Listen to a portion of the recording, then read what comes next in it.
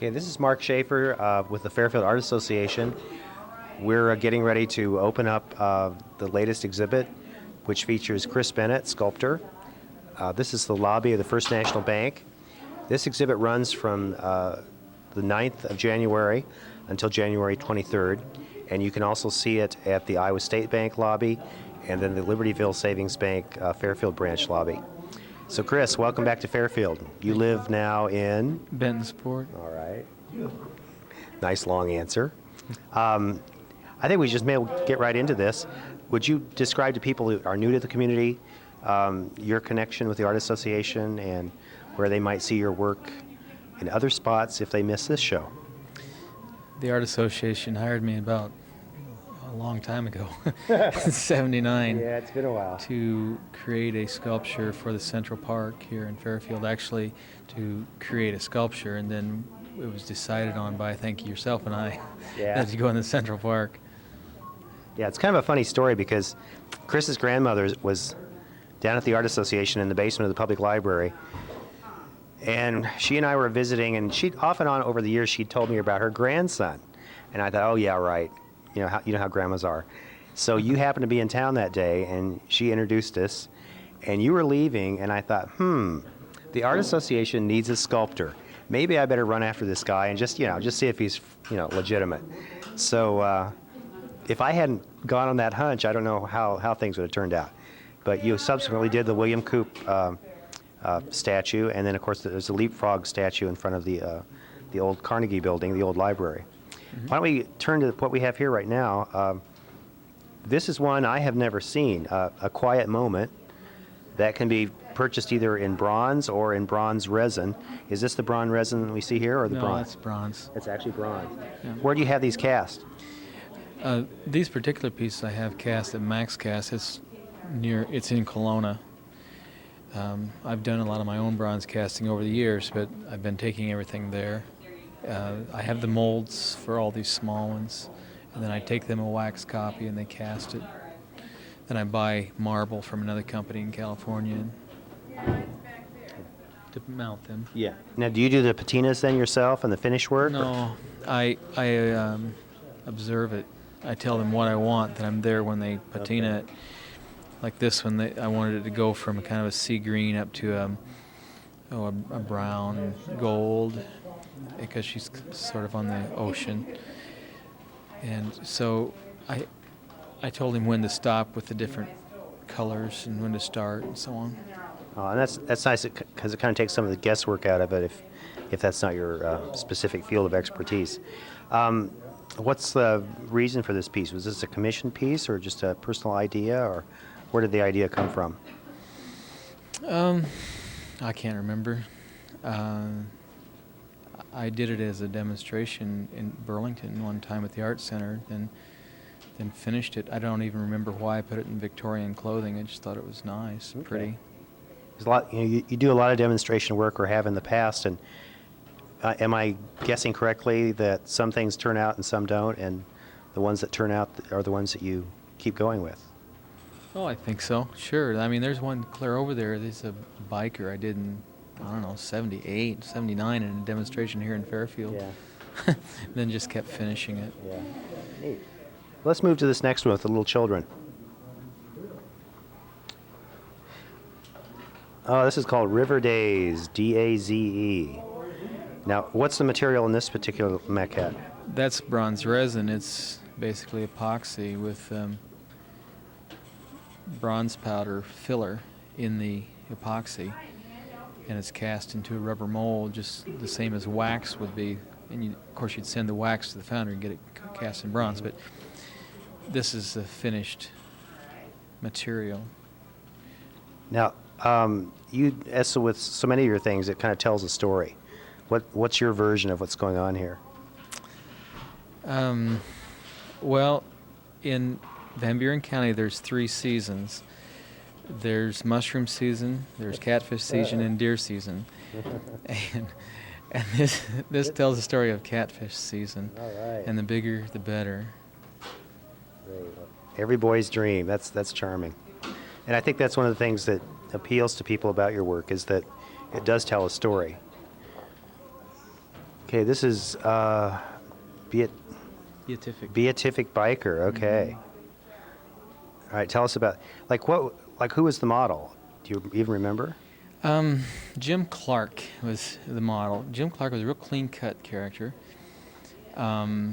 Just a college graduate. Just everything was just natty about this guy, and he's leaving. He graduated, leaving town, and he had his brother's BMW bike, nice, classy bike, motorcycle.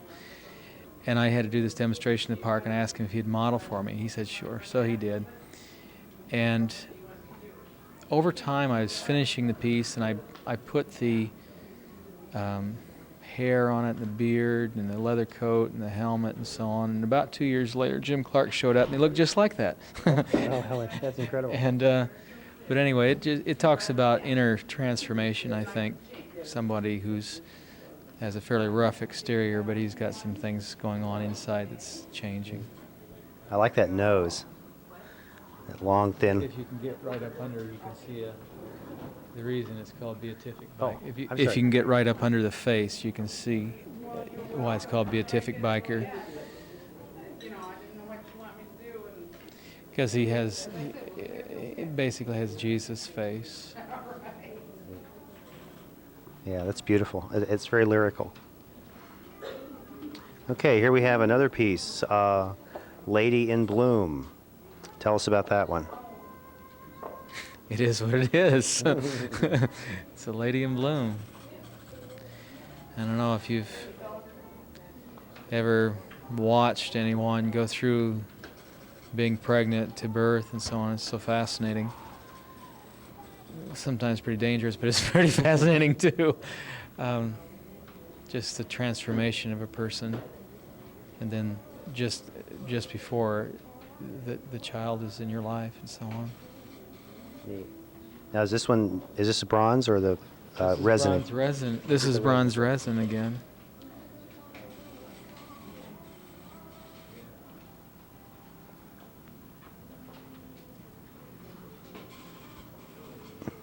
Now, for all the people out there that like Indians, here's the ticket. This is called The Old Story. Tell us the story behind this one. Well, the title was stolen basically from an old print, but it was two young settlers, I would say, in the 1800s. The print was of them, and they're kind of going through the gateway, and she's got a bucket in her hand, and he's reaching around to ask if he can help her carry the bucket, and she's just kind of looking away coquettishly and so on. I think it's kind of a funny little print, but I was asked to do a commission for Indian Hills College of two Indians that would have a co-ed, so to speak, feeling to it. And I thought, well, what do you do when you're 18, 19, 20 years old? You're courting. So are these freshmen or upperclassmen? I think the young man is upperclassman, and Plays quarterback on the lacrosse team, right? On the lacrosse team, yes. And apparently, from what I understand, from what little research I was able to do, the young man would get the girl's attention. He had some way, now he's asking her for a drink of water. She's got a shell in her hand and probably a bag made out of leather full of water. And if he can get her attention enough, then he runs and tells her father, and he knows that he's got an in. Maybe he can marry her. He's in the running. Now, is this one of the full-size ones that's been cast for Indian Hills? Yes, there's a heroic size, actually. At Indian Hills, the man is 7.5 foot tall, and the woman is 6.5 foot tall. Now, what kind of setting are they in? Like, what's the landscape around them? They're on a 3-foot pedestal, so the whole thing is about over 10 feet tall, but there's big pine trees, waving pine trees around it, in kind of a grassy area. Actually, there's another set over there on a little knoll of an old chieftain and a young person who's a teenager. That's the old chieftain's sitting on a rock, the teenager is standing. They're both kind of bare-chested and so on. They're in a kind of a setting with trees around them, too. Now, how far apart are the two groupings located? They're across campus from each other. Okay. So they're, can you see them within, are they within sight of each other? No. Okay. No, they're not. Well, we finally have this piece in the middle called Prayer in Flight. And this has kind of a, I don't know, intricate provenance. These hands have kind of gone in several directions. So if you give us some background on that, I think the viewers would be interested. Well, yeah, the hands have been a theme for a while. First of all, I did a private piece for a man north of Fairfield whose son had died in a tractor accident, and I used his hands as a model. I went to his timber and cut out oak the tree. father's hands. Okay. I used the father's hands for model for the hands for a memorial for the young son. Went out to timber, cut an oak tree, and carved out an oak and so on.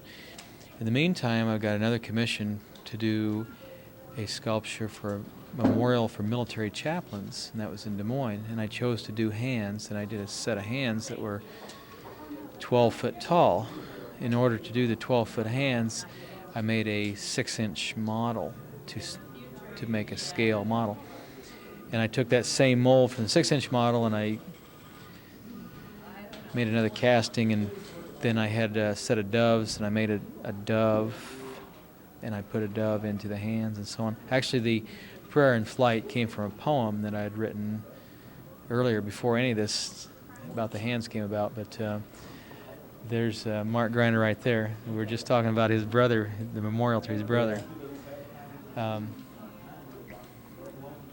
the poem had to do with a prayer is like a dove that you let loose, and it goes out, and then eventually in time it comes back to you in answer, like Noah's prayer with "Is there dry land?"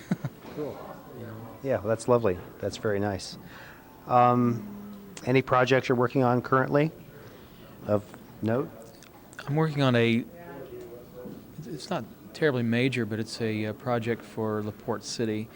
It's a torso, which is a portrait torso down to the waist, and of a man with a top hat on, and he was the founder of La Porte City up by Waterloo. I've done numerous things. There's a piece that I enlarged this summer for a hospital over in Rock Island. Actually, Donna Young was out of Davenport, was artist, and I did the enlarging on it. It's, they're over life size, a man and woman and child, and the man has the child on his knee, and the woman is attending to a little cut on the girl's elbow and so on. Did one for Oskaloosa not too long ago, a memorial to a George Daly. He's sitting on a park bench playing checkers with himself. Oh, that's kind of a recluse sort of guy. He left $6 million to Oskaloosa, but never wanted a penny of it. Another one for Charles City went in this fall.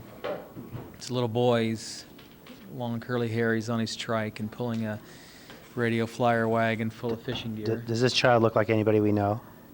Yes, he does. You better brag. Come on. I have a 4-year-old child, long curly hair and lots of energy. Great. This little boy, he's on the trike and he's racing his terrier dog, and the worms and fishing gear are just bouncing all over everywhere. It's a fun piece. Neat. How's that on that swinging bridge or near the swinging bridge? Is that Charles City? So there's a swinging bridge there, but the piece is in a park there. Okay. All right. Now we're gonna have to close up here in just a second. What are some of the other pieces that you have at the other banks here in town? Do you remember? Sure. At Iowa State Bank, there's several small pieces. They're a little bit more agriculture. Most of my work is very Midwest, and those are specifically agriculture. There's one waiting on the check, and the guy sitting on a cream can looking out in the distance. And there's another pig wallow XTC. It's pigs enjoying themselves, wallow and Is that the one you were going to make into a fountain? Right, I'd like to make it into a fountain. Right. So if anybody needs pigs wallowing for a fountain, here's your ticket. It would be an enjoyable piece. And another one, Back to the Future, and it has a large 8-wheel tractor pulling one way and then a team of horses pulling the other way. Great. Several things like that. Great. Well, listen, if you guys are out there are fans of sculpture, we have some nice pieces here in town. First National Bank, Iowa State Bank lobby, the Libertyville Savings Bank Fairfield branch lobby. These are on view from today, January 9th, until January 23rd, sponsored by the Fairfield Art Association. Thank you, Chris Bennett, for joining us. Thank you.